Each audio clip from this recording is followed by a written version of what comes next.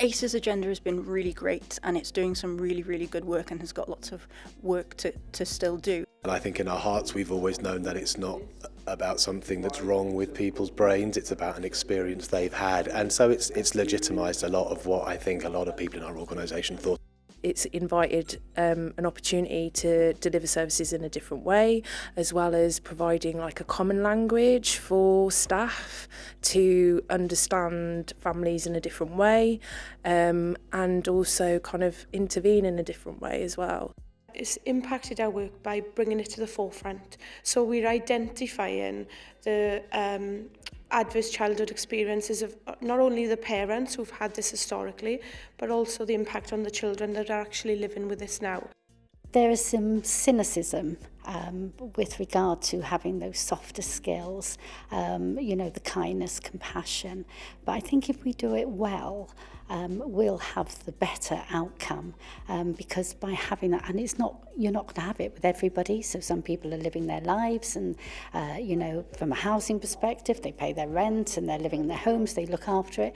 But there are some cases that we need to have those softer skills because if we don't, they'll keep hitting on us and ultimately keep costing us money.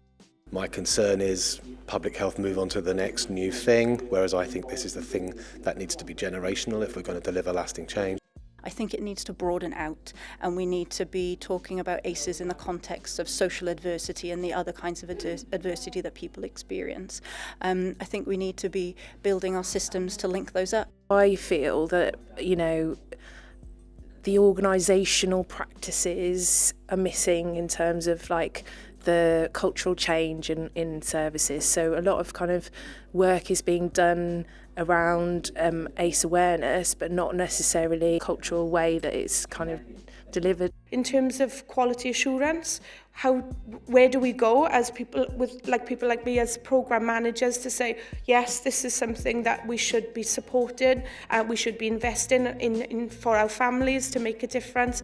I'd like to see increased awareness. I think the understanding of the consequences of not doing it right. So I think from leaders down that we need to raise that awareness and get the right training out there.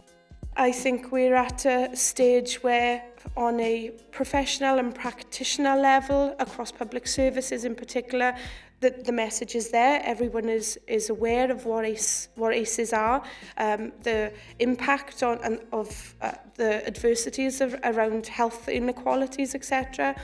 But I think there's a long way to go as well in terms of what we do next. So what?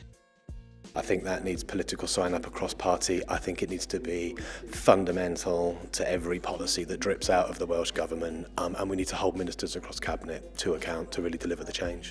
It's not just about kind of the policies around it, it's also about the commissioning frameworks around it as well. So I think that's the bit that's missing. I think on the ground it's really good, but actually on the top, that's the bit where the work needs to be kind of done.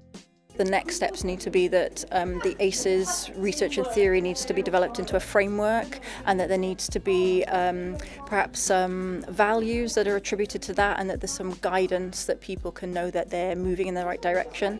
If they looked at some customer journeys and actually just picked out a few and costed it up and then looked at how could we do this differently if we had done this there, they'd save a lot of money. Lots of people are doing really good work in silos, and I think it really needs to be put together and like collaboratively working together and thinking a little bit about, okay, this works here and this works here, let's like try and team up and try and think about that together.